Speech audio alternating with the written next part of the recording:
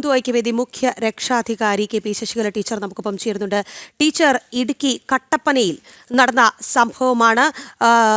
ഈ gospel mission Idukki അണക്കരയിൽ നടത്തിയ ഒരു യോഗത്തിൽ പാസ്റ്റർ അനിൽ കൊടിത്തോട്ടം നടത്തിയ വിവാദ പ്രസംഗം, ആ പ്രസംഗം ശ്രദ്ധയിൽപ്പെട്ടിട്ടുണ്ടോ എന്ന് എനിക്കറിയില്ല.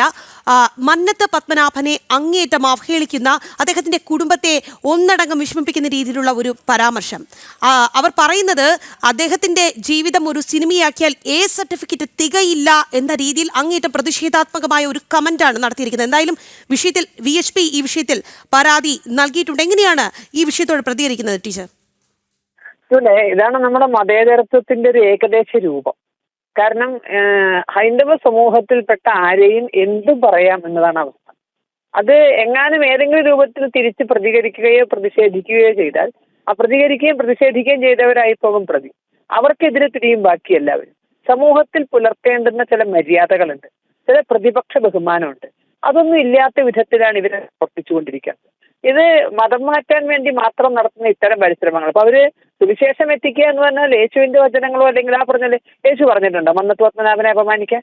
അദ്ദേഹത്തെ പറ്റി അല്ലെങ്കിൽ അദ്ദേഹത്തിന്റെ കുടുംബത്തെ പറ്റി മോശമായി പറയാൻ പറഞ്ഞിട്ടുണ്ടോ? അപ്പൊ യേശുവിന്റെ വചനങ്ങളാണ് എത്തിക്കുന്നത് എന്ന പേരിൽ എന്തിനാണ് ഹൈന്ദവ സമൂഹത്തിലെ നേതാക്കളെ കാറടിച്ച് കാണിക്കുന്നത്?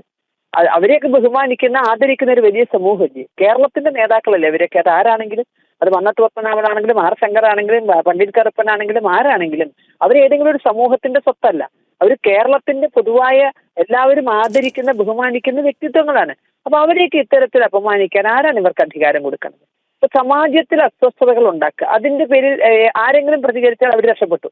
കാരണം നമുക്കറിയാം, ഇപ്പൊ ഛത്തീസ്ഗഡിലേക്ക് വരെ ഓടിയതും എല്ലാവരും രക്ഷപ്പെടുന്നത് നമുക്ക് നിശ്ചയമാണ്. അപ്പൊ അവർക്കെതിരെ ആരെങ്കിലും ഒന്ന് തിരിഞ്ഞാൽ തീർച്ചയായും അവരെ രക്ഷിക്കാൻ ആൾക്കാരുണ്ടാകുമെന്ന ധാരണയില്, അല്ലെങ്കിൽ അവര് പിന്നാലെ ആള് കൂടുമെന്ന ധാരണയിലാണ് ഇതുപോലുള്ള തെമ്മാടിത്തരത്തിനൊക്കെ അവർക്ക് ധൈര്യം വരുന്നതെന്ന് എനിക്ക് തോന്നുന്നത്. ഇത്തരത്തിലുള്ള പ്രവർത്തനങ്ങളൊക്കെ അവസാനിപ്പിക്കാൻ സമയമായിരിക്കുന്നു. ഇത് സമൂഹത്തിൽ ഉണ്ടാക്കുന്ന അസ്വസ്ഥതകൾ നന്ന ചെറുതാകില്ല.